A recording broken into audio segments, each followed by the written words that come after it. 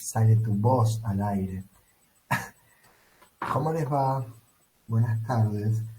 Hola, De ¿cómo Bueno, maravilla, estás? profe. ¿Y usted cómo le va? bien, bien, bien. Un día precioso, así que vamos a ir, eh, vamos a ir, no digo rápido, pero tratar de no extendernos tanto, así podemos ir a disfrutar un poco de la tarde de sol que nos toca hoy. Eh, bueno, comencemos entonces. ¿Tienen alguna pregunta sobre alguna cuestión vinculada a la materia? Profe, ¿cuándo va a mandar la consigna? Dijo que el 20. Eh, Dame un segundo, por favor. No, digamos después del 23, que es el sábado próximo. O sea, Ah, ya. Está bien. atravesamos un tema hoy, el 20 y el 23 vamos a hablar de la dictadura del 76 y a posteriori de esa clase les voy a estar enviando las primeras de las consignas. Hoy por ahí lea algo de lo que puede llegar a preguntarse sobre algunas de las cosas que venimos viendo, así tienen ya una idea de qué se trata eso. Bueno, Em, Así que bueno, nada. Perdón, profe, ¿puedo preguntar algo?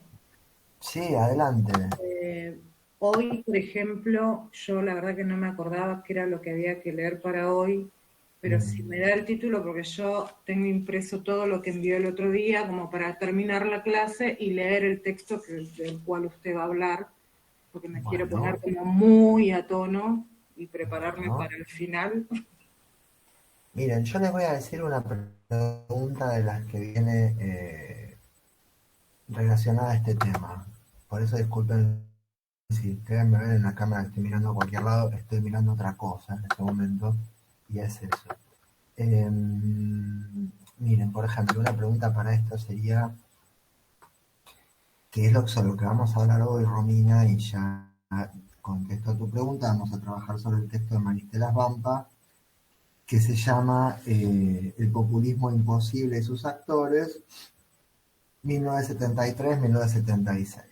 Una pregunta que es algo que ya vimos en la clase pasada y que no es complicado, y que hoy vamos a retomar, así que ya pueden ir pensando en la clase de hoy en relación a esta pregunta, si quieren, sería la siguiente.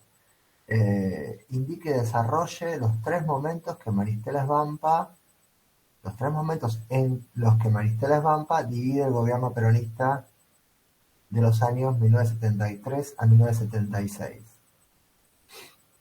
Caracteriza la relación entre Juan Domingo Perón y los sectores juveniles del movimiento peronista. Así que si quieren la clase de hoy la pueden tomar en el contexto de esa consigna. Otra consigna podría ser, por ejemplo, desarrollar un poco de revolución social y cultural en Hobsbawm, que ya lo vimos para el trabajo anterior, ya deberían tenerlo leído, y relacionar esas ideas de revolución social y cultural con el cordobazo del 69, caracterizando relación entre el sector obrero y movimiento estudiantil. Esas dos van a estar, ¿sí? Así que ya les digo, la clase de hoy la pueden pensar en relación a esta primera consigna que les leía sobre estos años de gobierno peronista, los tres momentos en que Maristela Vampa divide esos tres años, en realidad es un poco anterior a los 3 años, y la relación con la juventud peronista, ¿no? De Perón con la juventud peronista. Espero más o menos haber dado cuenta de tu pregunta, Romina. Genial. Bueno, entonces continuamos. 1973, después de todo este movimiento que significó la movilización de diversos sectores que se sentían representados por la figura de Perón,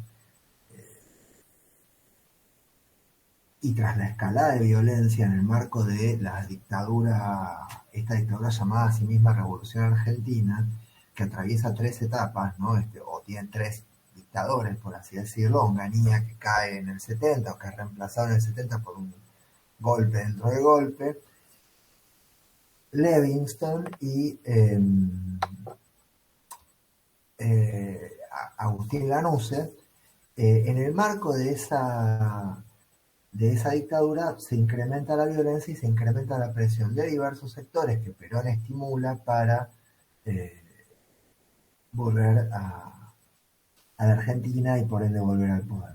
Cosa que efectivamente sucede en el año 73 a partir de esa movilización. Ese es el primer momento del que habla Maristela Svampa, cuando todos los sectores que se sentían representados por el peronismo, pero además haciéndose eco de un malestar social generalizado con estos gobiernos dictatoriales, y generalizado en el sentido también, por ejemplo, de lo que había sido una distribución regresiva de la renta durante esa dictadura. Quiero decir, no era un malestar que simplemente, que solamente se vinculara a, ¿cómo decirlo?, cuestiones de derechos políticos, sino que también tenía que ver con una distribución del ingreso, una distribución de la renta que se había hecho desfavorable a los sectores vinculados al trabajo y al campo del sector asalariado, ¿no? Habiendo retrocedido cerca de 10 o 15 puntos en la participación de la renta nacional desde los últimos años del peronismo hasta estos primeros años 70. Entonces ahí hay una redistribución regresiva de la renta, que es la que opera la dictadura. Hay algo que es interesante, que yo solamente lo voy a mencionar por si a alguien eso le produjo alguna pregunta, no lo voy a mencionar igual, y que tiene que ver con este sector del capital que habíamos mencionado en su momento y que, vinculado al desarrollismo del presidente Frondizi, había ingresado al país y que se vinculaba a la producción energética, petrolera, la producción automotriz, etc. Nosotros habíamos dicho en un primer momento que ese sector burgués transnacional abastecía el mercado interno. Sí, en un primer momento abastecía el mercado interno automotriz. Va a haber autores que van a destacar cómo ese sector gran burgués lo que produce es una especie de oscilación. ¿Qué quiere decir esto? Que si bien en un momento abastecen el mercado interno, más adelante en el tiempo, cuando estas inversiones se consolidan, la intención de estos grupos industriales, transnacionales, será comenzar a exportar, por ejemplo, automóviles a otros países. Con lo cual, y en términos de ser competitivos o de resultar competitivos en el mercado internacional, lo que tienen que comenzar a hacer es bajar el costo de la producción. Y dentro del costo de la producción, a efectos de comenzar a exportar, ese es un segundo momento, porque insisto, al comienzo abastecían el mercado interno, a efectos de comenzar a exportar, lo que comienzan a hacer es pisar o intentar pisar los salarios de quienes trabajan en esas industrias. Con lo cual, en términos de lograr esa competitividad en el mercado externo, lo que hacen es reducir la calidad de los ingresos y de las prestaciones de los sectores asalariados. En ese contexto tenemos que situar el Cordobazo, a través del cual trabajadores de la industria automotriz, por ejemplo, reclaman justamente en virtud de esos derechos que están siendo o que comienzan a ser afectados, en el marco de una dictadura que por supuesto respalda las intenciones de, en este caso, la industria automotriz. Quería decir esto porque si no quizás había algo del malestar obrero que no se terminaba de entender. No importa. Cosas mías. Pero es decir, la gran burguesía funciona como péndulo. Oscila desde una posición mercado internista a una posición exportadora en la cual siempre lo que se intenta afectar son los derechos de los sectores asalariados. Entonces, bueno, se produce esta movilización. Primer momento, movilización. Ahí dice Maristela Svampa, vamos al texto concretamente, página 387, voy a ir más o menos así hoy. Hay una legitimación social de lo que tiene que ver con la violencia desde abajo, así se llama.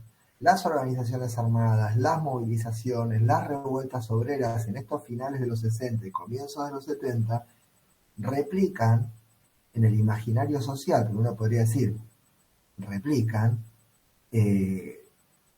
o contestan, o son reacción, ¿no? Nunca termino de recordar la tercera ley de la dinámica física de Newton.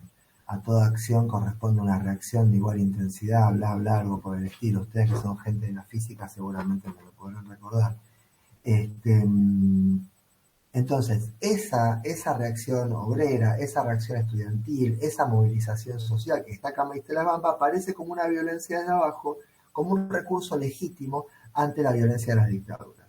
Con lo cual, es la expresión de un lenguaje de protesta en un contexto represivo como el de esa larga dictadura que se extiende en definitiva 7 años.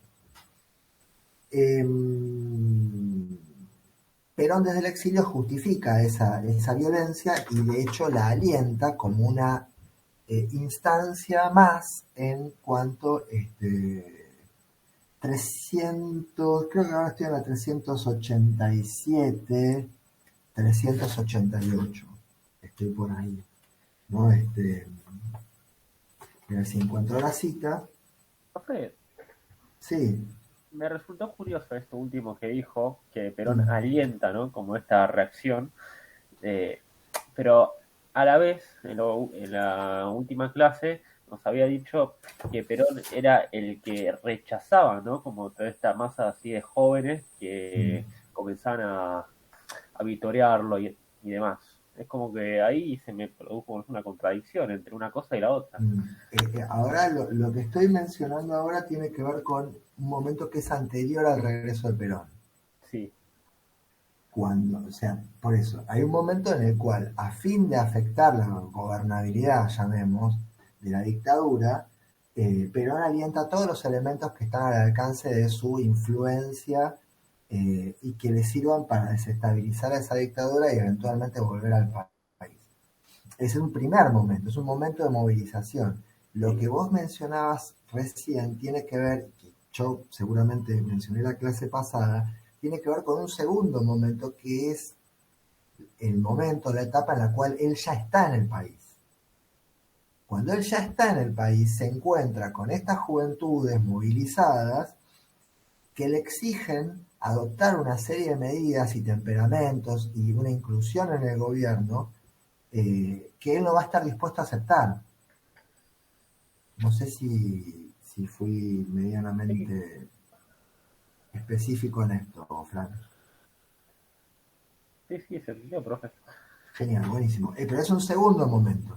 En un primer momento, que es, insisto, Maristela Vampa, movilización, hay una justificación de esa violencia que no solamente está dada por él en el exilio, sino que también tiene que ver con una justificación social de la violencia.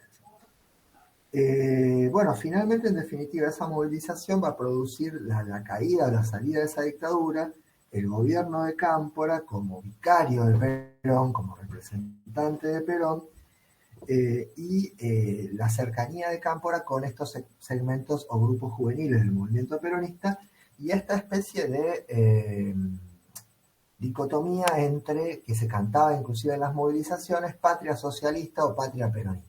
¿No? La juventud vitoreaba la patria socialista, esperaba un camino de corte revolucionario, etc. Y los sectores más tradicionales del sindicalismo peronista lo que querían, lo que esperaban y lo que anhelaban era la vuelta o el retorno a algo más del orden de esos privilegios o esas ventajas y una estructura vinculada al peronismo de los años 40 o 50. Cámpora forma un gobierno que exhibe mucha participación juvenil y tendencias muy diversas del movimiento peronista. Ahora bien, Perón va a sancionar o va a criticar esa tendencia más, si se quiere, izquierdista o vinculada a los sectores juveniles del gobierno de Cámpora, lo va a desplazar. Vuelve al país y cuando vuelve al país realiza ese discurso que hoy les envié, que quizás hayan visto, en el cual asusa estos fantasmas de infiltración del movimiento peronista y acusa a ciertos sectores, más o menos veladamente. Vieron que el tipo tenía un modo de expresarse bastante particular, bastante castrense, pero singular realmente, y habla de estos infiltrados, estas tendencias que intentan producir modificaciones en el peronismo, etc.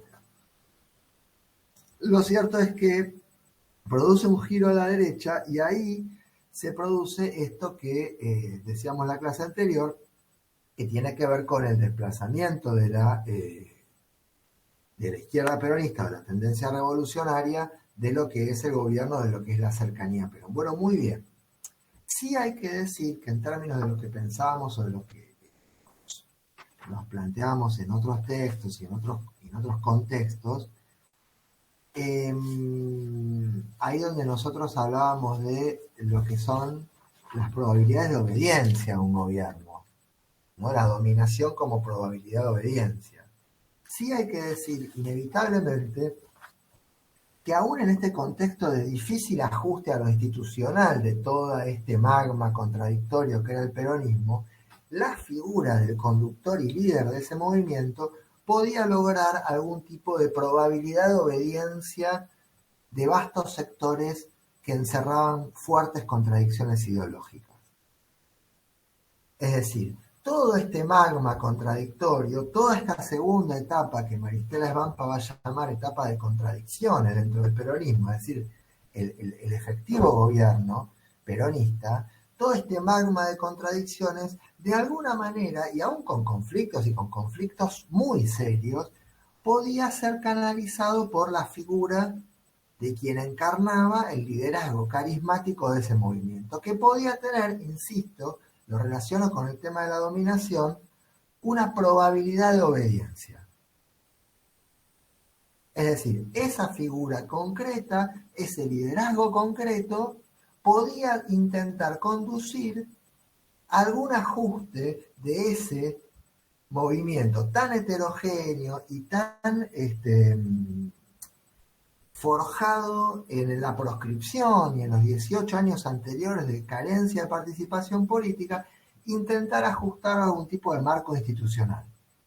No solamente para ese movimiento, sino también para la normalización institucional del país en un contexto, esto sería una flecha que va para otro lado, internacional sumamente complejo.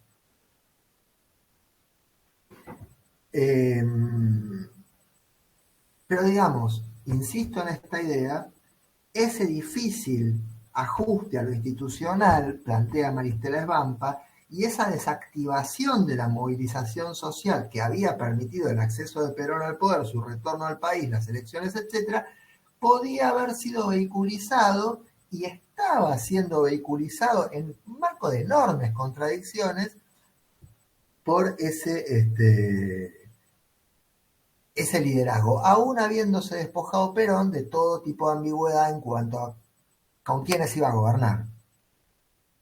¿Sí? Esto lo plantea Maristela Svampa, página 400, entre las 400 y las 412, ella dice, Perón vuelto al país se despoja de la ambigüedad. ¿Sí? Decididamente toma partido por los sectores más tradicionales del movimiento peronista, básicamente sindicatos. López-reísmo, párrafo aparte para López Rega, otra flecha para otro lado. Pero aún así, la agonía de ese movimiento, que es la tercera etapa, movilización, contradicciones y agonía, la agonía de ese movimiento claramente se exhibe y se ostenta en toda su dolorosa realidad a partir sobre todo de la muerte de Perón en julio del 74. ¿Sí? Esas son las tres etapas. Contexto internacional. Estamos en la última etapa del siglo XX corto. Estamos comenzando la última etapa del siglo XX corto en Eric Hobsbawm. Ustedes recuerdan, siglo XX corto, 3 etapas. ¿Recuerdan eso? Era de las catástrofes, edad de oro, que son los 25, 20 y pico de años, entre 25 y 30 años posteriores al fin de la Segunda Guerra Mundial, derrumbamiento. Entonces, esta etapa caótica, fluctuante, habitada por una enorme inestabilidad, en Argentina y en el continente está atravesada por el derrumbamiento de ¿qué? Por el derrumbamiento de un capitalismo que podemos pensar como ese capitalismo de la Edad de Oro y que se vincula principalmente a qué cuestiones. Bueno, primeramente, estado de bienestar, economía industrial, intervención estatal en la economía, capitalismo productivo, un capitalismo industrial, una sociedad salarial y una sociedad del consumo de masas. Ese capitalismo, pero sobre todo el capitalismo vinculado al trabajo como gran articulador de las sociedades y a una sociedad salarial en la cual trabajadores y trabajadoras van a alcanzar posiblemente su mejor nivel de ingresos y de confort y de estándar de vida en líneas generales, va a dejar paso a un derrumbamiento. A un derrumbamiento que nos va a transportar a economías mucho más vinculadas a, fundamentalmente, un giro en la acumulación capitalista que va a comenzar a vincularse crecientemente a un capitalismo de corte financiero, especulativo, no productivo, no industrial, no vinculado al trabajo, sí vinculado a la especulación financiera. Estamos en esa bisagra y ese giro del capitalismo tiene que ver con una serie de eventos que yo voy a nombrar simplemente y que fundamentalmente son dos, con enormes consecuencias económicas a nivel internacional. Uno, el abandono de Estados Unidos del patrón oro, esto es, la emisión de dólares norteamericanos se despega, se separa de la tenencia de oro de la Reserva Federal Norteamericana, esto es, una virtual devaluación del dólar. Es decir, Estados Unidos comienza a emitir dólares sin respaldo en oro, solamente con el respaldo de la instancia que emite esos dólares, y hace esto para intentar relanzar una economía crecientemente estancada. Y por otro lado, la crisis del petróleo de 1973. Una crisis del petróleo en la cual los países árabes productores de petróleo deciden retener la producción de crudo como represalia parcialmente por el apoyo de Occidente a Israel en Medio Oriente. Y esa reducción de la producción de petróleo incrementa, desabastece, produce un salto en lo que es el precio de los commodities, en este caso del petróleo, y va a producir un enorme flujo de esos dólares no convertidos a estos países productores de petróleo y en última instancia al sector bancario, ¿sí? Esto se va a conocer como petrodólares, se va a conocer como una enorme acumulación de riqueza que fluye desde la producción energética hacia el sector bancario y que comienza a afectar a las economías emergentes en términos de especulación financiera. Es decir, hay 4 o 5 años que permiten que los sectores bancarios se fondeen con una enorme cantidad de dólares, con la cual comenzarán o intentarán comenzar a especular en las economías periféricas. Ese es de alguna manera el caldo de cultivo, junto con el estancamiento de los modelos intervencionistas, estatales, y una etapa en la cual ese crecimiento económico se había de alguna manera mesetado. Ese es el caldo de cultivo de lo que van a ser los modelos neoliberales que comenzarán a imponerse, particularmente en Sudamérica, a partir de esta tercera etapa del siglo XX corto, que es el derrumbamiento. Y no solamente en Sudamérica, sino en lo que van a ser el Reino Unido liderado por Margaret Thatcher, los Estados Unidos de Ronald Reagan en los comienzos de los años 80, etc. ¿No? Economías que van a comenzar a vincularse crecientemente con un capitalismo de corte especulativo, improductivo, con esto que podríamos llamar una economía imaginaria, si queremos plantearlo así, no una economía de producción real. En ese contexto asume este gobierno peronista. El golpe de Estado en Chile, el desplazamiento de Salvador Allende, dictaduras que vienen justamente a disciplinar a la sociedad y a construir las condiciones de represión que permitan la destrucción del tejido productivo, de los estados interventores, de los estados de bienestar, etcétera, etcétera. Cuestiones que se pueden hacer solamente en el marco de dictaduras como las que atravesamos en Latinoamérica en los años 70. Pero quiero decir, ese es el entorno complejo, si se quiere, más que complejo, en el cual se produce esta restauración 18 años después del peronismo en el poder. Sí, Gabriela, adelante. Hola, buenas tardes. Me quedé pensando en cuando usted en un par de clases anteriores dijo que bueno, todo esto del plan que había como de las dictaduras en Latinoamérica era algo que venía como bajado desde Estados Unidos o una cosa así, perdón, seguramente estoy diciendo una burrada, pero entiendo que todo siempre es como un plan sistemático para lograr algo, pero finalmente falla ese plan. ¿Por qué no se termina de llevar a cabo? ¿O simplemente seguimos todavía inmersos en ese plan, pero en democracia? Pero no, ¿por qué planteas que falla? O que falló en este caso. Porque en algún momento, o sea, la dictadura se termina. O sea, en algún momento ese modelo económico se corta o se termina. Ayer estaba leyendo que hubo un debate presidencial en Chile, creo que hay elecciones, y dentro de lo que era ese debate presidencial, uno de los temas puestos en cuestión tenía que ver con el funcionamiento del sistema del régimen previsional, ¿no? Las administradoras de fondos de pensión, y si se iba a continuar con ese, claro, las AFP que en Argentina tuvieron una vida efímera que se llamaban AFJP. Vamos a llegar a eso. Yo no vería un fracaso ahí, Gabriela, en absoluto. Yo veo la utilización de ciertos sectores, quiero decir, y que esas reformas, por ejemplo, en un sistema previsional que en Chile aún está vigente y que hubo muchas discusiones en relación vinculadas a la crisis económica ligada a la pandemia, sobre quienes aportan su capitalización personal a las AFP podían retirar dinero que en definitiva era suyo, pero al cual no podían acceder.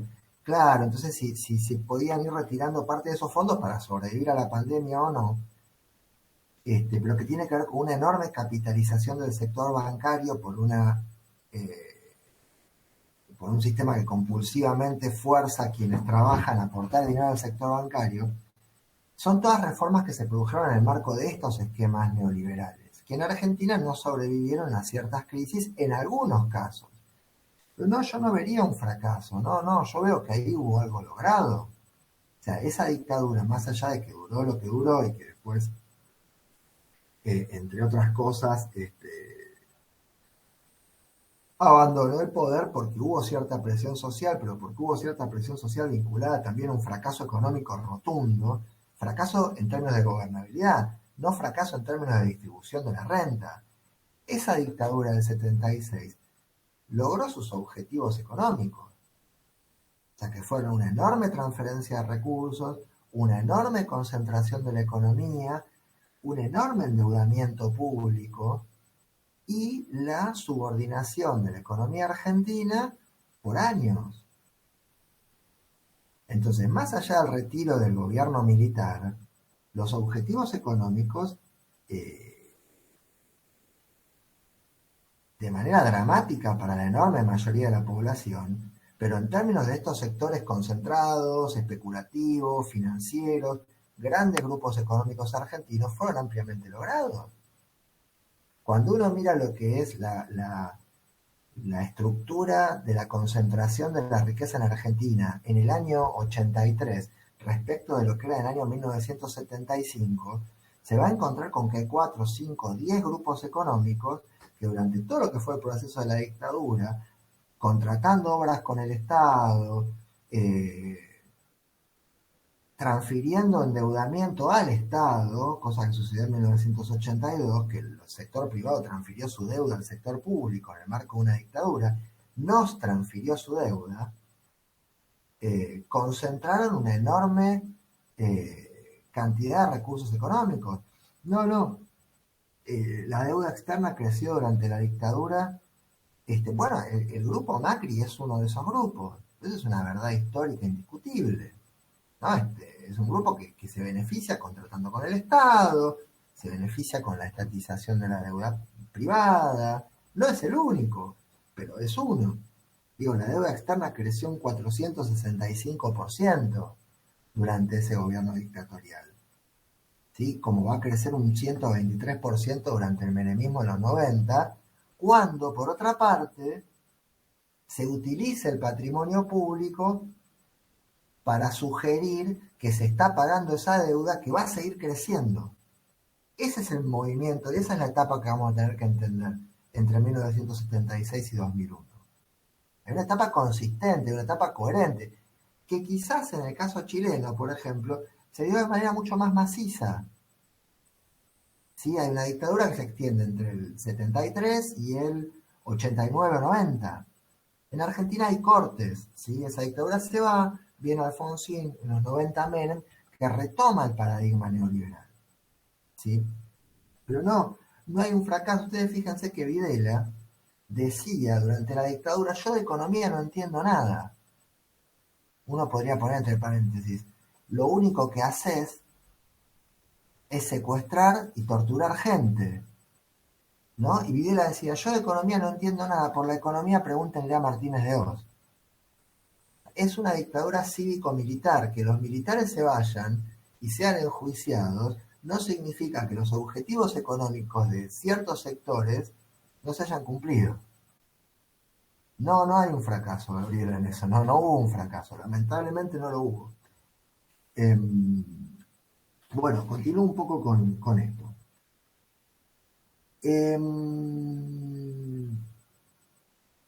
Entonces, la vuelta de Perón salda, de alguna manera, estas contradicciones. La salda con su persona. ¿Qué quiero decir? Él se recuesta en el sindicalismo. Él va a decir: el sindicalismo es la columna vertebral del movimiento peronista, etc. ¿No? Si vieron ese discurso el 1 de mayo del 74, habrán visto que él decía: hay organizaciones que desde hace 20 años y hay algunos imberbes que pretenden saber más, que etc. Bueno, véanlo, ese discurso que les mandé hoy, vean la elección de la Reina del Trabajo. Pasaban estas cosas, se elegían reinas del trabajo. La Reina del Trabajo se llamaba Cristina Fernández, cosa que me pareció muy significativa. Era otra Cristina Fernández, pero era Reina del Trabajo. Y mientras ponían la Reina del Trabajo, estaba la juventud peronista puteándolo a Perón, etc. ¿No? Una cosa terrible, pero que de alguna manera vivo él.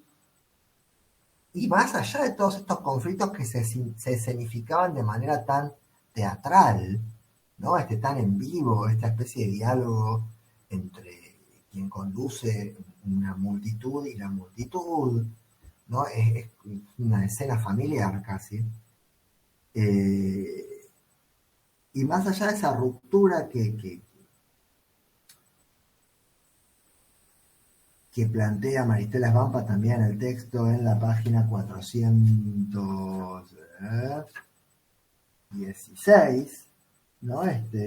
Cuando habla de la ruptura vinculada a este discurso del 1 de mayo del 74, los imberbes, etc.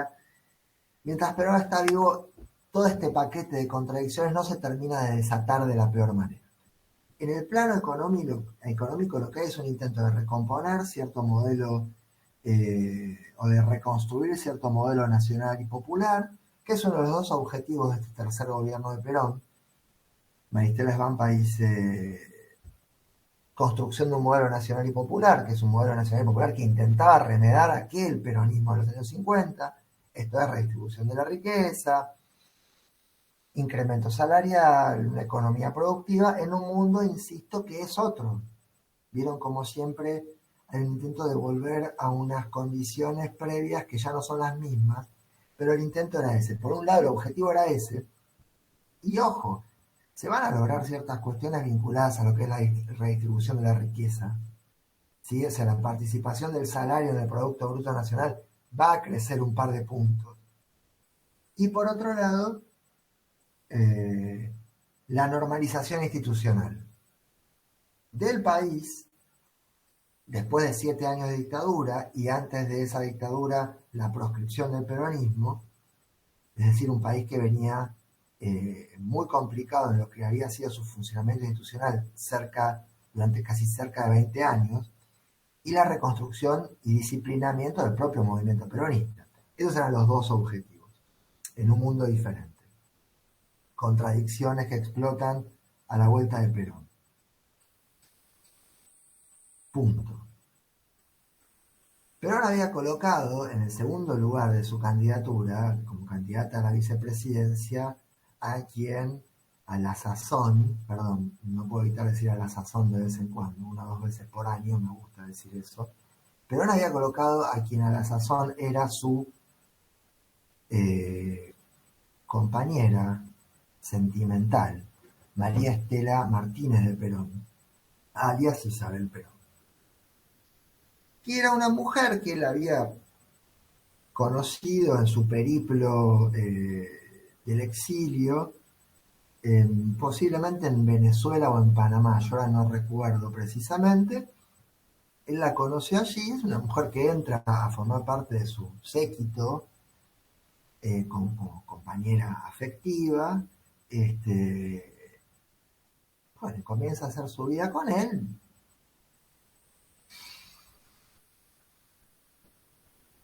Y en algún momento de los años 60, Perón la envía a la Argentina, teniendo él prohibida la entrada al país, para que lo represente en el marco de lo que había sido este enfrentamiento contra los sectores sindicales. Ustedes recordarán que habían intentado e intentaban articular algo así como un peronismo sin Perón. ¿Recuerdan esto? Durante el gobierno de Ilia, él la envía al país para respaldar algunas candidaturas que tenían que ver con una representación peronista que en el marco del contexto menos represivo del gobierno de Ilia podían presentarse y que se enfrentaban a esta idea del peronismo sin Perón.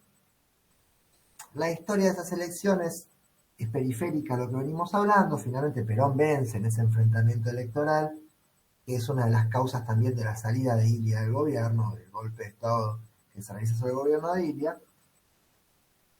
Pero lo que queda como saldo luctuoso de esa visita de María Estela Martínez de Perón, acá Isabel Perón, es que ella traba conocimiento con un personaje bastante singular, que era un ex cabo de la Policía Federal que había formado, espero no estar aburriéndolos con esta historia, que por cierto no es aburrida y que pueden leer una excelente biografía de López Rega, que se llama El Brujo, y que escribió un señor que se llama Marcelo Larraqui, si mal no recuerdo, y que la recomiendo muy fuertemente.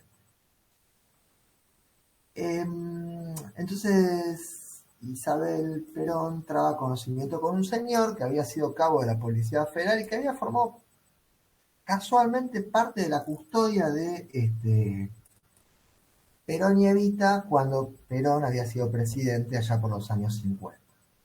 Y tenía una foto que se había tomado en un coche descapotable en el cual iban Perón y Evita, y él estaba parado al lado como quienes se sacan esas fotos porque, bueno, de golpe sos cabo de la Federal y justo apareces al lado de Perón y te sacan una foto y apareces ahí, ¿no?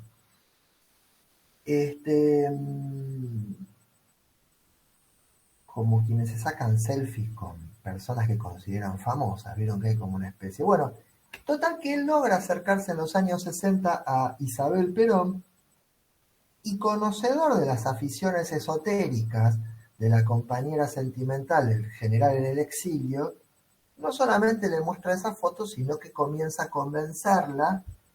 Parece que era un tipo que estaba acostumbrado a los escenarios, había sido medio cantor de tango en peñas del barrio de Saavedra. ese personaje, dado al esoterismo, ¿no? Y a ciertas cuestiones de prácticas vinculadas a la religión umbanda y cuestiones de esa naturaleza, presten atención a lo que les estoy diciendo, porque ese señor va técnicamente a gobernar el país durante un par de años,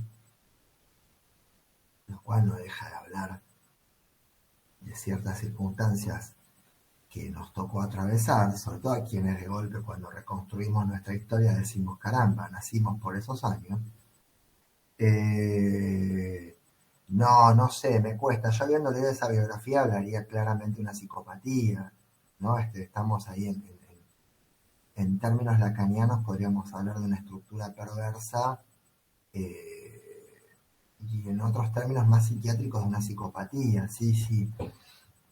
Él se acerca y la convence de que hay algún tipo de conexión que, que los puso en ese lugar, etc. Y comienza a formar parte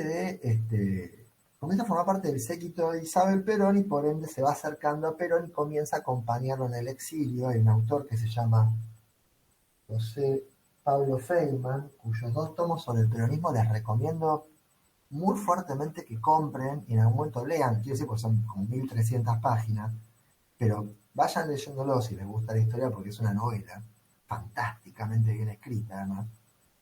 Entonces Feynman dice, López Rega era el tipo que le masajeaba la próstata a Perón. Y lo dice así, o sea, hasta ese lugar se metió dentro de lo que era el séquito de Perón. Es una manera fuerte de decirlo, pero es una manera muy bien dicha de decirlo. Y él comienza a filtrar en las visitas a Perón en España. Él comienza a atender el teléfono. Él comienza a informarle o no informarle al Perón anciano quiénes lo iban a ver y quiénes no. ¿Sí? La juventud peronista hablaba del cerco que Perón tenía alrededor. Y el cerco era López Rega. Y López Rega, créase o no, López Rega que va a tirar de los pies de Perón cuando Perón muera al grito de, una vez que los médicos habían abandonado la cabecera de la cama del general y lo habían declarado difunto, que a fin de cuentas es una ley que nos toca a todos y hace a nuestra condición más íntima de seres humanos. López Rega entra, saca a los médicos y comienza a tirar de las piernas de Perón al grito de Faraón no se muera, Faraón no se muera. Pero bueno, sí, pero murió. Esas cosas que pasan, vieron cómo es. Y bueno, y se dice que acostaba a Isabel Perón al lado del cuerpo embalsamado de Eva Perón y que intentaba transmigrar el alma. Ok. Pero comienza a ocupar muy importantes parcelas en el gobierno. Ministerio de Bienestar Social, llamado así en esa época, es el encargado de la construcción de viviendas. Comienza a construir una política y una vez muerto Perón, comienza a diseñar organizaciones parapoliciales que persigan a la izquierda peronista. Lo menciono muy rápidamente. La derecha peronista se divide en 2 grupos: el sindicalismo ortodoxo y el lópezreísmo. Y después tenemos la izquierda juvenil. ¿Sí? El lópezreísmo comienza a construir... Los organizadores del acto del 1 de mayo del 74... grupos parapoliciales que elaboran listas negras, que amenazan, que atacan y asesinan militantes de la izquierda peronista. Se va a llamar a este grupo la Alianza Anticomunista Argentina o AAA. ¿Sí? Es una primera etapa de la represión ilegal que se produce al interior de este gobierno peronista, tras, con, para, por, sin, según, sobre, eran las preposiciones, ante, bajo, con, contra, de, entre, para, por, según, sin, sobre, tras, no me acuerdo, me comí alguna seguramente. Para plantear lo que fue la represión de las AAA con Perón, tienen que usar preposiciones. La represión ilegal se produjo con el gobierno de Perón, ante el gobierno de Perón, después del gobierno de Perón, tras, sin, desde, entre, cuando. Es difícil establecer eso. ¿Perón sabía lo que estaba construyendo López Rega? ¿Perón acompañó ese movimiento? Si nos tomamos del discurso que les leí la otra vez, él dijo que se iba a hacer dentro de la ley. ¿Sí? Bien. Se los dejo como tema de indagación histórica a ustedes, que creo que si tengo el listado por alguna parte, hay muy poca gente de la carrera de historia, lo cual no quiere decir que no haya gente que le interese la historia. Pero lo cierto es que la muerte de Perón, todavía no puedo ver completo lo que escribiste, Romina. ¿Vos, Antonella, estás haciendo un city tour por adentro de un departamento? Cada vez que aparece está en un lugar distinto. De la etapa de la vida también se hablará de la investigación. ¿A qué te referís, Romina? Tal vez puedas darte micrófono. No, porque me quedé cuando dijo, cuando lleguemos a la etapa de la dictadura, para nosotros es genocidio, ¿no? Pero se decretó que era de lesa humanidad. Sí se hablará de la investigación que hizo la Comisión Interamericana de Derechos Humanos, que vinieron, hicieron esa investigación in loco. Duda que tengo, existencial, para saber si de eso también se va a hablar. Pero no me parece, digamos, un dato menor, o sea, a mí me parece re interesante esa parte, por eso pregunto. No, sí, vamos a llegar a eso. Ahora después está este debate que yo estaba buscando ahora, por eso quizás me voy a moverme de modo cierta situación caótica. Bueno, quería buscar la definición de genocidio de 1948 en un punto. Insisto otra vez, mis compañeros abogados que me ilustran sobre estas cuestiones me decían, permiso, denme un segundo.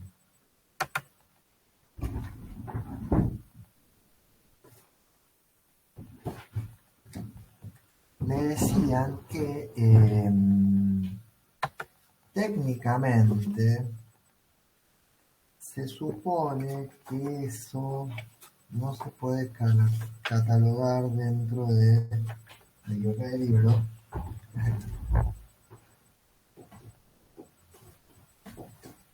Es increíble el quilombo que puedo hacer con las cosas. No se podía catalogar o no se puede catalogar dentro de la definición de genocidio. Sí de crímenes de lesa humanidad. Cuando uno toma la definición de 1948 de la ONU y se encuentra con algo de eso, porque esa definición, que obviamente no voy a encontrar, acá está.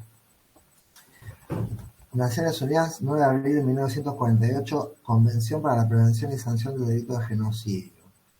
Artículo 11. Se entiende por genocidio cualquiera de los actos mencionados a continuación perpetrados con la intención de destruir total o parcialmente a un grupo nacional. Presten atención a esta. Es una definición jurídica, en realidad. No nos hace menos malos. Para nada.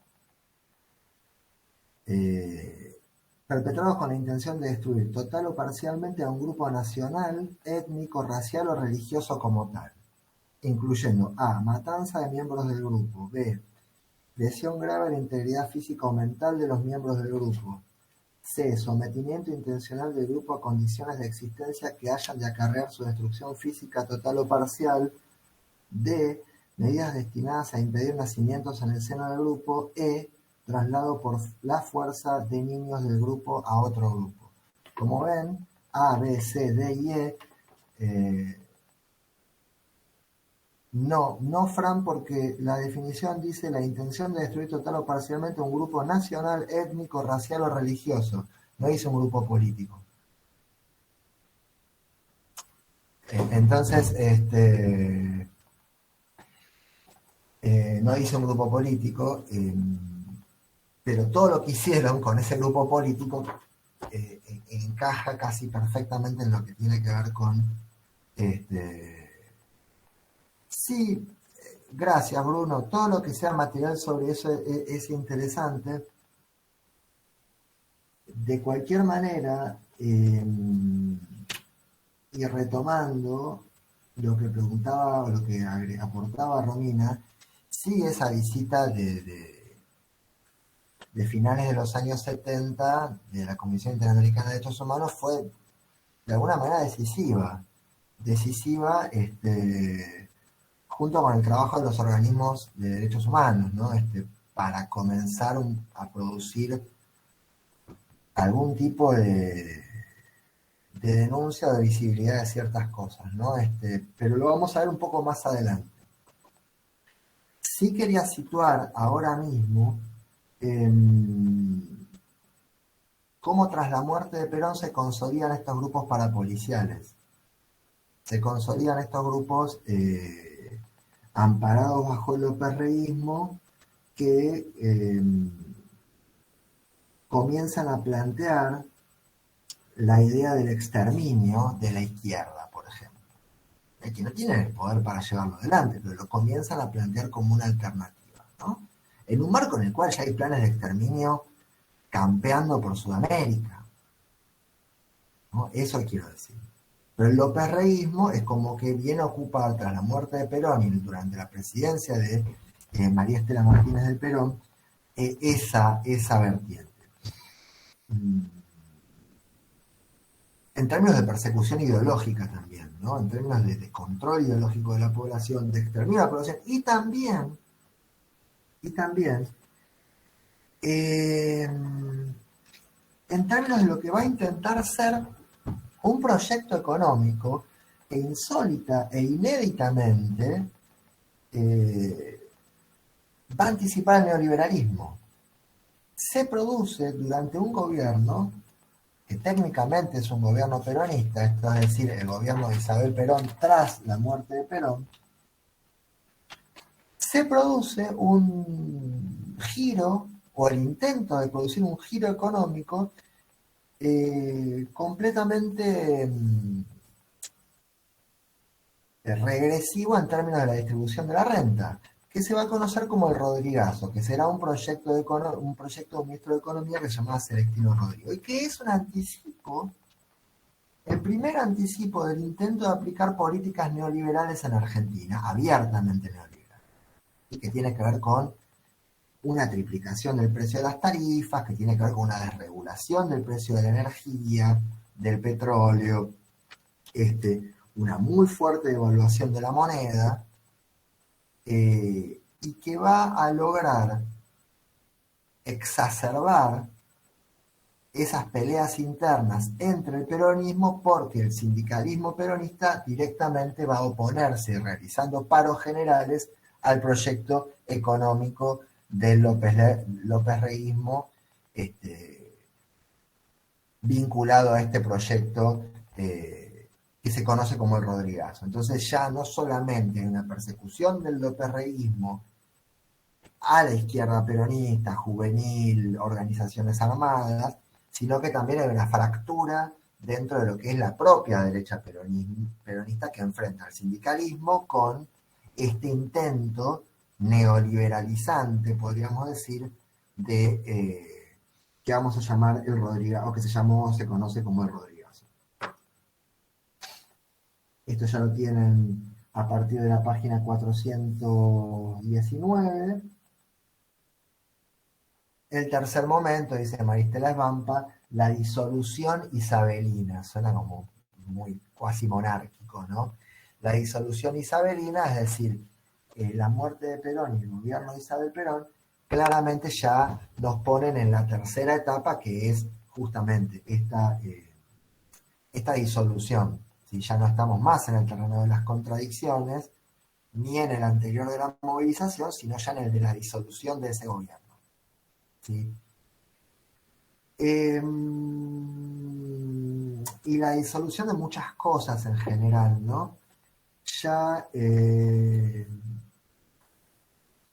hay un decreto de finales del año 75 en el cual se llama al aniquilamiento de la subversión en la provincia de Tucumán.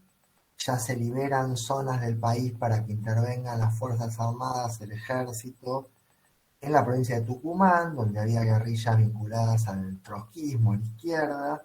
Esto se va a conocer como operativo Independencia. Fíjense el nombre, Tucumán, Independencia, ¿Independencia de qué? Independencia del enemigo comunista. Y el ejército ya en diciembre del 75 comienza a intervenir en una bestial represión en la provincia de Tucumán. Represión que lleva a cabo sin mayores inconvenientes porque, insisto, sobre esto. Y también va a insistir Maristela Svampa, y yo les pido que presten atención a esa parte del texto sobre el final. Yo entiendo que muchas veces no se llega a leer las últimas hojas de los textos, yo eso lo entiendo, también fui estudiante, es como que hay una energía que se pierde, y por ahí las últimas 2 hojas es como que se leen así por arriba, y dicen, ya tengo para contestar la pregunta, esto no lo leo, pero presten atención a la página 435 cuando ella dice, nada más falso que la hipótesis de los 2 demonios. ¿Cuál es la hipótesis de los 2 demonios? Una hipótesis, o una teoría, o una idea que intentó consolidarse durante los años 80 en Argentina y que tiene que ver con una supuesta guerra que en Argentina se habría librado entre las Fuerzas Armadas y las guerrillas comunistas, ¿no? Y que en el marco de esa guerra, bueno, pasó lo que pasó, toda esta idea de guerra sucia, etcétera, etcétera. Una guerra, se decía, la teoría de los 2 demonios. Bueno, Maristela Svampa plantea muy claramente la verdad histórica, una verdad histórica. Nada más falso que la hipótesis de los 2 demonios, tan difundida durante los años 80, dice. Una vez más, hay que subrayar el rol que cumplió la guerra, entre comillas, desarrollada contra las huestes del ERP en Tucumán. El ERP, el Ejército Revolucionario del Pueblo, una guerrilla trotskista. Apelando al recurso del sobredimensionamiento del enemigo, la guerra fue efectivamente inventada y convertida en un laboratorio que pondría a prueba el modelo represivo basado en la detención, el secuestro ilegal, la tortura y la desaparición. Los primeros campos clandestinos de detención fueron creados en Tucumán en el contexto de la guerra contra la guerrilla que a fines de 1975 ya estaba militarmente derrotada. Por supuesto, el ejército puesto a reprimir a estos pequeños grupos guerrilleros podría haberlo hecho, inclusive si se quiere plantear el peor escenario dentro del marco de algún tipo de legalidad. Sí, fue como dice acá Camila, fue un laboratorio que puso a prueba un modelo que después se iba a extender al resto del país. En el marco de algún tipo de ley marcial se podría haber hecho, no en el marco de una represión ilegal, pero no se trataba de eso. Se trataba de construir un modelo clandestino, de construir un modelo en el cual cualquiera podía ser víctima de esa represión ilegal. Pero ese es un punto, este tercer momento de disolución, este tercer momento de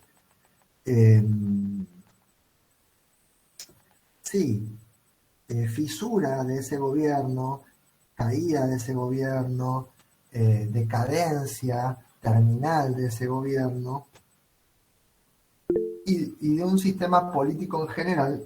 Ahí voy, Romina. Porque si ustedes se ponen a pensar, era un gobierno cuyo mandato concluía en 1977, esto es, no faltaba tanto para un eventual llamado a elecciones si hubiese existido un consenso político que quizás hubiera colaborado en el sostenimiento no de un gobierno, sino de un sistema institucional. Pero insisto otra vez, y si se preguntan por qué en el 77, porque la Libertadora del 55 había restaurado la Constitución con ciertas modificaciones a partir de una asamblea constituyente que había limitado el mandato presidencial a 4 años. Porque si hubieran sido los 6 años, hubiera terminado en el 79, pero no, terminó en el 77. Pero evidentemente ese consenso vinculado a la normalización institucional no estaba construido, ni en el marco histórico de la Argentina, que a partir de los años 30 había sucedido o había visto suceder una serie de desajustes institucionales de todo tipo, ni en el marco ni en ese marco diacrónico de la Argentina, ni en el marco sincrónico del continente entero, donde no había un funcionamiento institucional en ninguno de los países. Entonces, digo, otra vez lo que planteamos en algún momento, ¿no? Digo, la naturalización de la falta de institucionalidad, la naturalización de los golpes de Estado, con lo cual no hubo una defensa cerrada del sistema político, hablamos de los otros partidos políticos, no solamente del peronismo, de el funcionamiento institucional, no de la persona que encarne ocasionalmente ese funcionamiento. Sí, Romina. Sí, igual quedó media vieja la acotación que iba a hacer, pero hablando de esto, ¿no? Cuando se empieza a dar acá en Argentina, como mencionaba recién, que primeramente empezaron en Tucumán, en realidad ese plan sistemático ya empezó desde antes, y adhiriendo a lo que dijo Gaby anteriormente con el tema de Estados Unidos, sí tiene que ver en esto. Por eso hace unas clases pasadas yo había mencionado el Plan Cóndor, que era una planificación entre Estados Unidos, Uruguay, Argentina, Chile, no me acuerdo qué otro país, para que se den estas dictaduras, y bueno, y demás está decir todo lo que se vivió en el país. Pero sí, Estados Unidos sí tiene que ver con esto, porque de hecho Videla, no me acuerdo el nombre del presidente en ese momento y me hizo un papelón, pero Videla se reunió con este presidente, bueno, porque ya era algo que estaba claramente planificado. De hecho, en Uruguay empezó antes, y los uruguayos migraron a Argentina creyendo salvarse de esa dictadura, y fueron uruguayos que, bueno, acá los agarraron, y bueno, se sabe ya igual la historia. Pero bueno, sí, nada, era para adherir a eso que justo dijo Gaby, y bueno, que ya cuando acá se concretó, era algo que ya se venía pasando en los limítrofes, en los países. Sí, por eso les decía que al año 73 o 74, el único país que tenía un funcionamiento institucional medianamente vinculado a la Constitución era Argentina. Y el marco de fragilidad de ese gobierno, que ya de por sí era frágil, era absoluto en ese contexto también. Sí, el Plan Cóndor tenía que ver más que nada con la colaboración en la captura y de detenidos o de personas que se detenían en función de lo que otros países solicitaban, otras dictaduras solicitaban. Era una colaboración entre dictaduras, algo del orden... Sí, pero bueno, tenía que ver la tortura, o sea, sí, desde ya. Por eso digo que... Era agarrar quizás mujeres embarazadas, tenerlas encerradas, bueno, nada, fue terrorífico eso, pero sí tenía que ver con, bueno, nada, con todo esto. Me tilde un poco. Yo no quería entrar tanto en eso hoy porque, bueno, estamos en la etapa inmediatamente, pero baste saber, en relación a eso, no solamente esto que decís vos, Romina, sino la inteligencia que ya se venía haciendo. Ustedes piensen que el 24 de marzo del 76, en terminales automotrices, en fábricas y demás, el 24 de marzo del 76, inclusive antes de que se diera a conocer el golpe de Estado, ya había grupos de tareas secuestrando trabajadores y trabajadoras que formaban parte de comisiones internas, secuestrando y desapareciendo gente, la misma madrugada del golpe militar. Es decir, desde luego ya había toda una inteligencia hecha, ya había toda una infraestructura preparada, y nunca está de más insistir en dos conceptos fundamentales. Primeramente, que fue un plan sistemático, que el 24 de marzo del 76 ya estaba en marcha. En ese sentido es terrible. Yo de hecho no pude terminar de leer la historia de hay un intento de copamiento que realiza una guerrilla trotskista de un regimiento que está en Lanús, en un lugar que se llama Monte Chingoto. esta guerrilla trotskista intenta ocupar ese regimiento. Creo que se llamaba Viejo Bueno. Claro, pero esto que yo... entonces, ese intento de copamiento del regimiento, que era un intento de copamiento que tenía que ver con la sustracción de armas de fuego para esa guerrilla y demás, ya está infiltrado. Digo, el ejército ya lo tenía cantado, el ejército ya sabía que eso iba a pasar.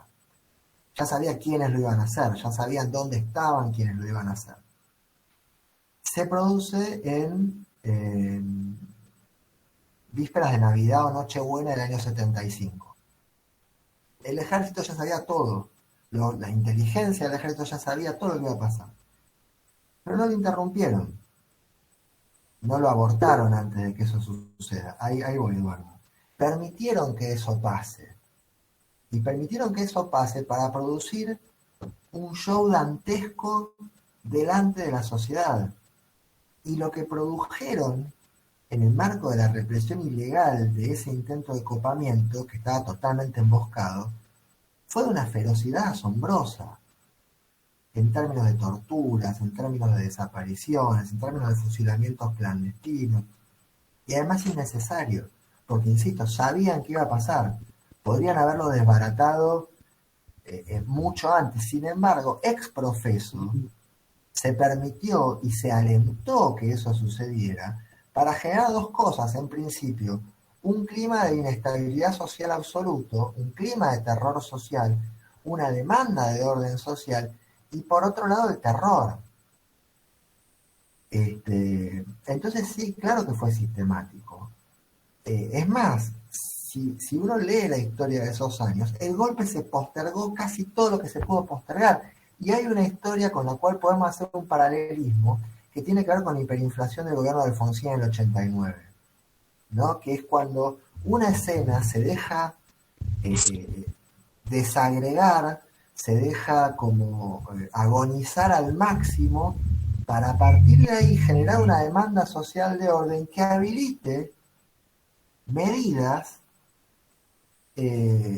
imperdonables, ¿sí?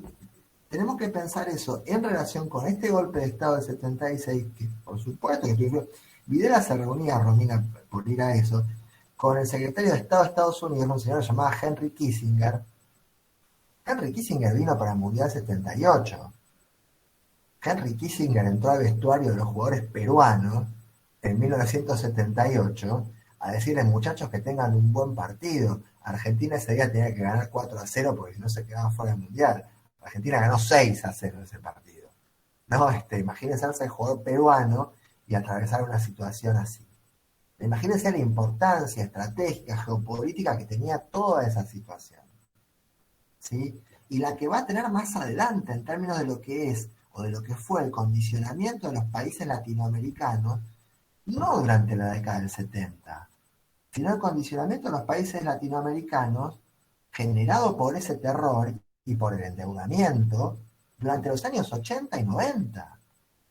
Pero esas dictaduras generan el terror y el condicionamiento económico que le va a permitir a ciertos grupos financieros, bancarios, empresarios, avanzar sobre esas economías durante los años 80 y 90. Digo algo como para terminar con esto e ir a Eduardo. La marginalidad que la gente más joven tiene en su retina naturalizada, la marginalidad en los barrios, la desocupación estructural, la falta de condiciones de vivienda, sanitaria, de inclusión social, de acceso a la educación, es algo construido. Y es algo que se comienza a ver en nuestras calles y en nuestras ciudades como algo estructural a partir de los años 90, que no son sin la dictadura del 76. Quiero decir, ese experimento de, entre comillas, porque así se llamaron a sí mismos, reorganización nacional, reorganizó la sociedad, pero de suerte de dejar a un 15, 20 o 10% de la sociedad sumida en una marginalidad intencional y estructural. Ya vamos a ir a eso, porque eso no se produjo sin el terror y el aterrorizamiento de esa sociedad. Sí, Eduardo, adelante.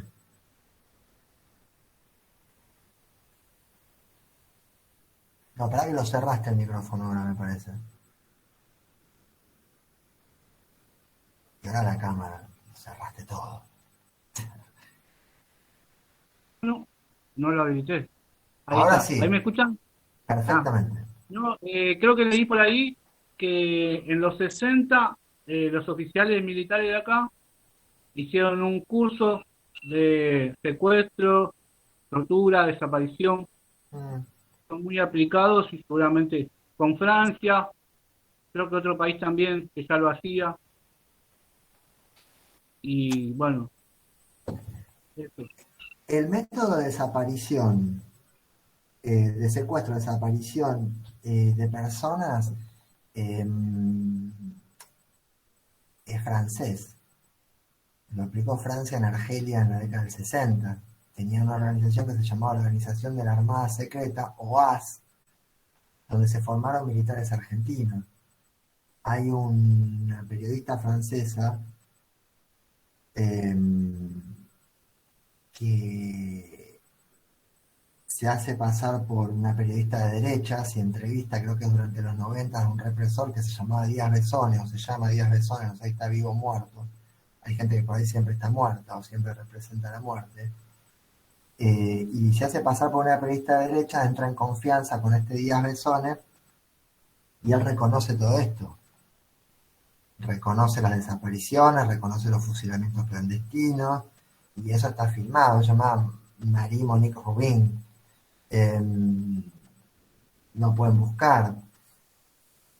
Sí, los franceses desarrollaron estos métodos que nuestros genocidas, perdón, a mí me cuesta dejar de llamarlos genocidas, por más que los, los purismos jurídicos quizás, o nuestros criminales de lesa humanidad, en definitiva, siniestamente le agregaron cosas de su cosecha, ¿no?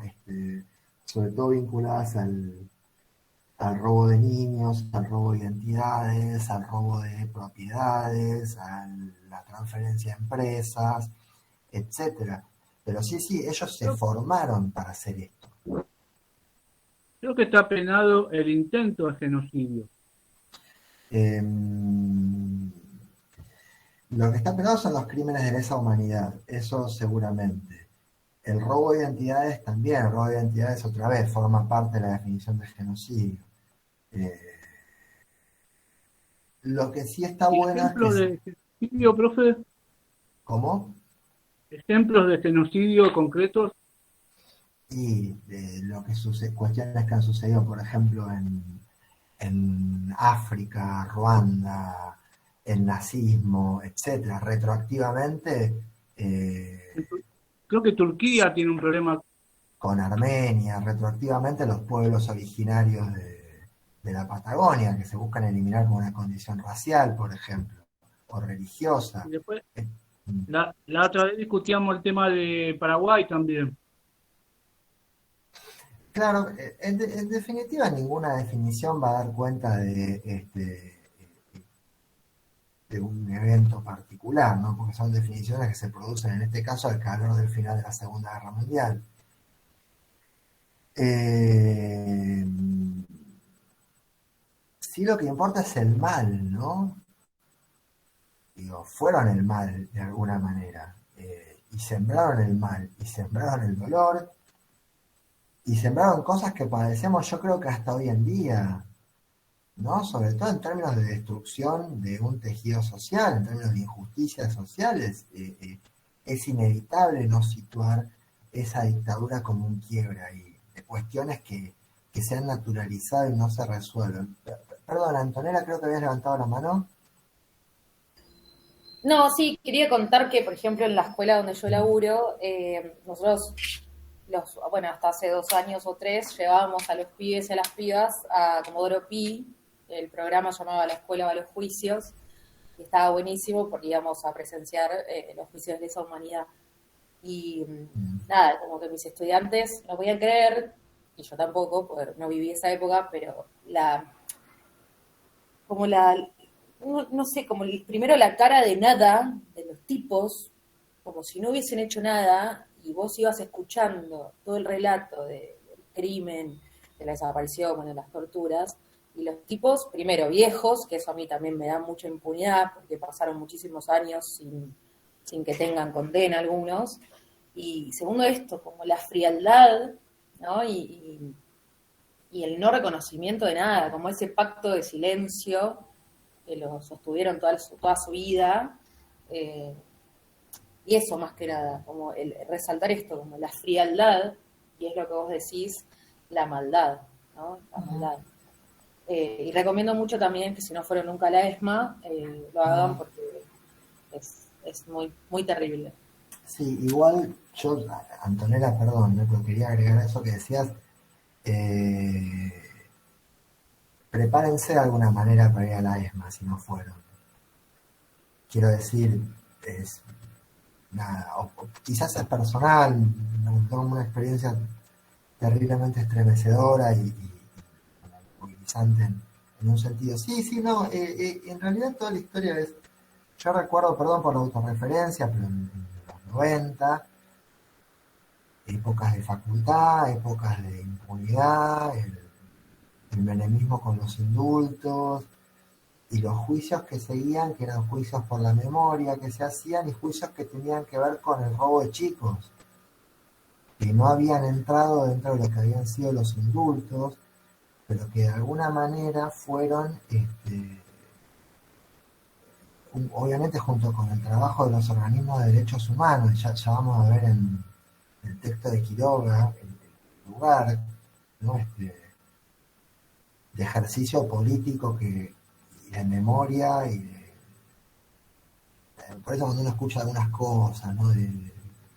Sobre los organismos de derechos humanos, es como que dice, es necesario que digan estas cosas de estas mujeres que fueron las únicas que sacaron la cara o las primeras que sacaron la cara en momentos donde estaban todos metidos abajo de la cama, cagados de miedo, y es necesario decir algunas mentiras, bueno, y que esos juicios permitían mantener viva la memoria de alguna manera, ¿no? Y recuerdo muy fuertemente, también muy fuertemente, ya desde el punto de vista de esas escenas que como que por ahí, lo que fueron las movilizaciones, breves, escasas movilizaciones, en contra de los indultos durante el menemismo, ¿no? Un pibe me tocó formar parte de esas movilizaciones y no entender ya muy tempranamente, mirar la ciudad hacia alrededor y decir, ¿qué les pasa? ¿Cómo no están acá? ¿No? ¿Qué están mirando? Sí, es muy, es muy terrible. Yo aparte digo, son cosas que, digo, si hay algo que define, yo quería terminar todo esto con hoy lo vamos a retomar. Si hay algo que define, que nos define como humanes, si se quiere, que es algo difícil, son los ritos funerarios. Es saber a dónde están nuestros muertos y nuestras muertas. Es saber que están muertos o que están muertas. Es tener un lugar donde, no sé, algo. Eso nos define. Lean Antígona de Sófocles, les recomiendo la lectura de Antígona. Antígona expone su vida para hacer un rito funerario sobre el cuerpo de su hermano, que es simplemente tirarle un poco de tierra encima, pero sancionar que está muerto. Sancionar que está muerto y que estuvo vivo. ¿Sí? Sancionarlo en un linaje simbólico, incorporarlo al lenguaje de las generaciones y al recuerdo. O sea, privar de eso es un acto de una perversidad que casi es difícil concebir una mayor perversidad que esa, si es que la perversidad se puede medir en términos de mayor y menor. No digo, pero ahí hay algo que es sistemático en términos del horror, de producir el horror, de generar el horror. Profe, Sí. ¿podría como acotar algo? que es lo que a mí más me llama la atención, que es, bajo nuestra condición de humanos, ¿no? Poder ser los protagonistas de semejante perversión, es decir, que algo nos impulse a querer torturar, a querer profanar, ¿no? Ese rito de funeral y dejar moralmente destruido a otro ser humano. Es decir, es algo que se viene como haciendo, pero a través de las guerras. Pero digo, en este caso puntual es simplemente horroroso, ¿no? Pensar y ponerse en la piel también de quién ha sido fusilado o quién ha perdido un ser querido y no sabe ni siquiera si está vivo, si está muerto, o sea, si realmente lo perdió, ¿no? Estar en una constante de desconcierto. Entonces, ¿qué te impulsa? ¿Qué te lleva a a jalar el gatillo? Eso quiero saber, ¿no? Pensar de que estás haciendo algo bien, el nombre de la patria. El nombre de algo, bueno, yo, ¿No hay algo que te detiene? Eso quiero decir, ¿no hay algo interno que dicte que estás haciendo algo tan monstruoso? Eso quiero... Es como que me parece bueno, preocupante. yo un par de cuestiones para decir sobre eso, que se me ocurren ahora. Sí. Por un lado, que esto pasó entre nosotros. Ustedes eran muy chicos y chicas, pero pasó acá, pasó en nuestra ciudad, pasó a 10 cuadras de la cancha donde gritaban los goles del mundial. Pasó esta escena de una detenida desaparecida que es, por ejemplo, yo creo que esa es una forma terrible del espanto. Durante la final del mundial, cuando Argentina gana el mundial, la sacan de la ESMA en un coche de estos que tienen todavía como un agujero en el techo. Entonces la sacan de la ESMA y la llevan al obelisco, los marinos que la tenían secuestrada, y le dicen, dale, grita que estás detenida desaparecida, a ver quién te escucha. Ponete a gritar. Y ella efectivamente se pone a gritar. El obelisco, Avenida Corrientes, obviamente. Miren a esa loca, ¿no? Te metemos en el auto y te llevamos a la ESMA de vuelta. Es una forma muy, muy tremenda del horror, ¿no? No puedo creer sinceramente el relato, es Por eso aborrecible. por eso yo les digo, o sea, son cosas, yo insisto, ese libro sobre lo que fue el copamiento del regimiento de Viejo Bueno, yo no lo pude terminar de leer, no leí la mitad y lo dejé, dije no estoy en condiciones de leer eso ahora. Y después busquen, en relación a tu pregunta, Franca, a mí me parece sumamente potente, pero que no tengo respuestas acabadas para eso. Sobre lo que... Vean una película que se llama El Experimento. Lean sobre el experimento de un señor que se llamaba Stanley Milgram. Si no leyeron sobre... Sí. Bueno, Eso nos hicieron leer en el secundario sobre que lo electrocutaban a un señor, pero era un actor en realidad. Es como que le hacían shocks, pero él actuaba. Era como que incrementaba la intensidad y como que dejaba ver hasta qué punto la persona era capaz de continuar con el experimento o cuándo detenerse. Y es un poco, aterrador. Es absolutamente aterrador. Y sobre todo en tanto alguien legitima esa conducta. Alguien da la orden, alguien que tiene un uniforme, alguien a quien se le supone un saber, le dice hagan esto. Cuando hay ciertas condiciones experimentales, creo que cerca del 90% de los sujetos de la experimentación, que por cierto eran todos hombres, una cosa de hombres, el experimento de Milgram, eran capaces de dar una descarga eléctrica imaginaria a un cuerpo que era más que riesgosa para la salud. Entonces el tema de la obediencia, sí, Gabriela.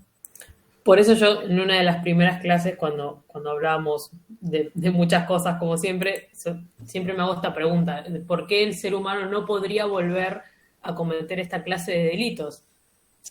O sea, cuando hablábamos del Holocausto o sea, ¿por qué no podrían darse las mismas circunstancias en las que fue la dictadura acá? Pero siempre me queda esa duda de si esa maldad la tenemos adentro, si se desarrolla, si se fomenta, y un poco en relación a lo que dijo Fran. O sea, ¿corremos el riesgo de que algo así vuelva a pasar? En otros términos, no sé, tratando de eliminar, no quizás un grupo político, sino, no sé, que se persiga a la gente por su condición sexual o por cualquier otra cosa, porque ya es como que vamos como evolucionando en las cosas que queremos eliminar. Pero siempre me queda como esa duda de si se puede volver a repetir algo similar. Repetición y diferencia, siempre, volviendo a la pregunta de Eduardo, definición de genocidio, pueblos originarios de la Patagonia y del norte del país, definición de genocidio, tac. O sea, insisto, hay una distancia temporal, hay una distancia en cuanto a los otros que eran esos grupos, que quizás hace que nos afecte de una manera distinta. Pero ahí hay seres humanos masacrando intencionalmente seres humanos, ¿no? Y no solo eso, profe, sino es el goce de masacrar y torturar y ver en posición de inferioridad de otros. O sea, ya es algo mucho más, porque yo entiendo que hay una violencia intrínseca del ser humano. Y en situaciones específicas uno es capaz de asesinar, de propinarle una buena paliza al otro. Pero ahora, el hecho de la obediencia. es como de regocijarse por el sufrimiento ajeno, como escribió eso que dejaron a la mujer suelta para que pida ayuda y que se dé cuenta de que nadie la va a salvar, a nadie le va a importar y la van a tachar como una loca. Eso creo que ya es algo que excede este comportamiento que puede ser instintivo a veces nosotros.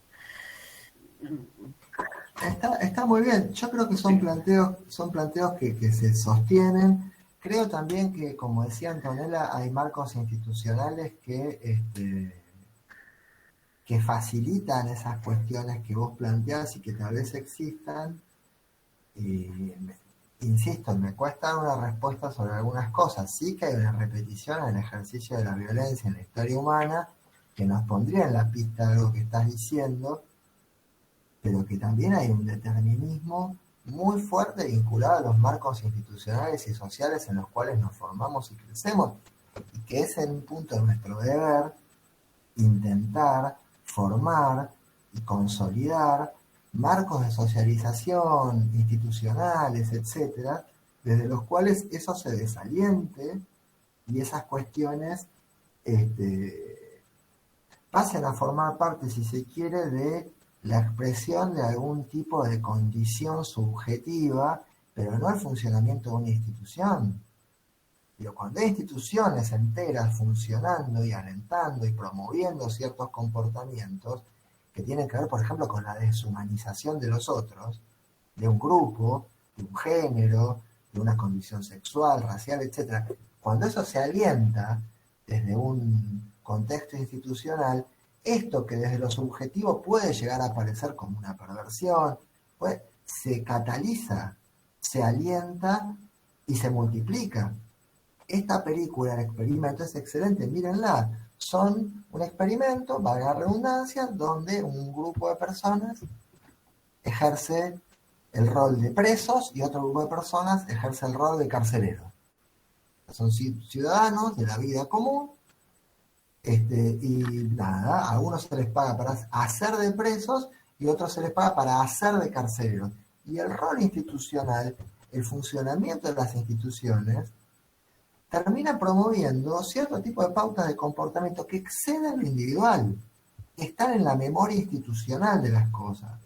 Esto es muy interesante de pensar, porque si no terminamos pensándonos como átomos o sujetos con algún tipo de esencia individual, cuando en general nuestra subjetividad está estirada en coordenadas que no son solamente del orden de lo personal, sino que tienen que ver con el atravesamiento institucional también. Entonces, eso es lo que... Pero, profe, ahí no estoy de acuerdo. Tiene mucho que ver lo institucional y la obediencia de vida, pero también lo personal, porque tenemos que hacer el ejercicio de la otredad el River Boca.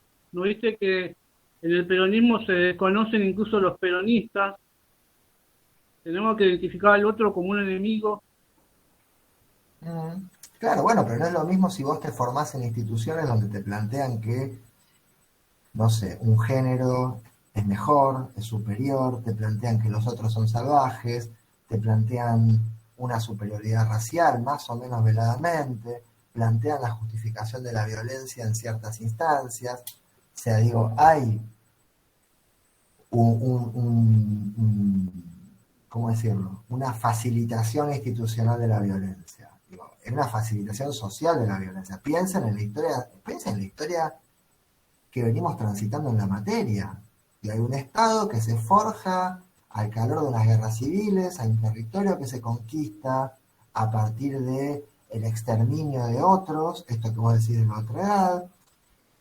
Digo, hay una historia que está construida alrededor de ciertas coordenadas que se vinculan a la violencia. Y también se vinculan también porque, como decía Fran, alguien puede producir un acto de una perversidad extrema y alguien puede producir un acto de una solidaridad extrema, de un heroísmo extremo, de un amor extremo, ¿no? Digo, todo eso de alguna manera nos habita. Y eso es lo que hace tan difícil de ceñir, de capturar. Si buscamos una respuesta, siempre vamos a estar en el campo de lo arbitrario, lo totalitario, etcétera. Creo que lo interesante del caso es dejar esto como algo abierto, pero que nos lleva a formularnos buenas preguntas. Y que nos lleva a formularnos, sí, una pregunta por cómo evitar cada uno desde el lugar que le toque ocupar, y retomando la pregunta de Gabriela, que algunas de estas cuestiones no vuelvan a producirse. Porque si fuera preguntado por eso, no hay nada que me lleve a mí personalmente a pensar que alguna situación análoga a estas no pueda volver a producirse. Pero bueno, nada.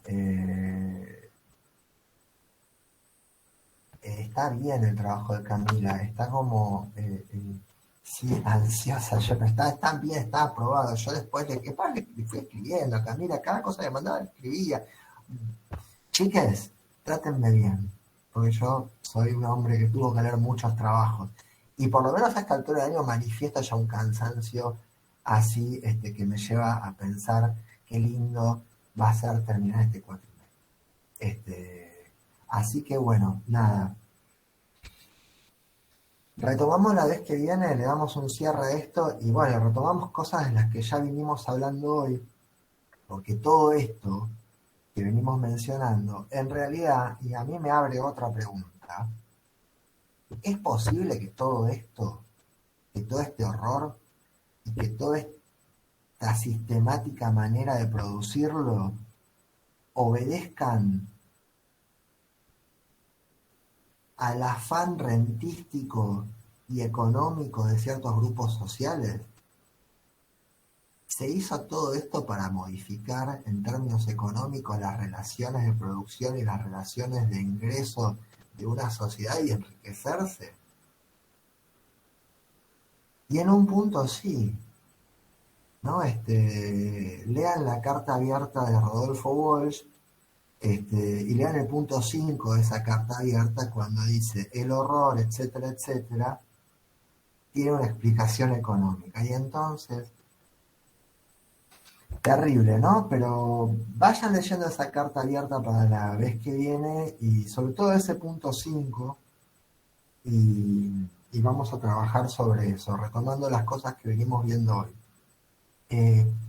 Entonces el texto de Maristela Vampa, el texto de Quiroga, y con eso las próximas 2 clases, y después ya nos vamos a las preguntas que anticipamos un poco hoy también. Bueno. Perdón, profe, ¿el de Sí. Quiroga cuál? ¿Qué texto el de Quiroga? Se llama El tiempo del proceso. Ok, gracias. Lindo fin de semana y bueno, que la pasen bien. Nos vemos la Igualmente, próxima. profe. Chao, profe. Gracias, profe, Chao, igualmente. profe. Adiós. Buen fin de Chao, chao. chicas.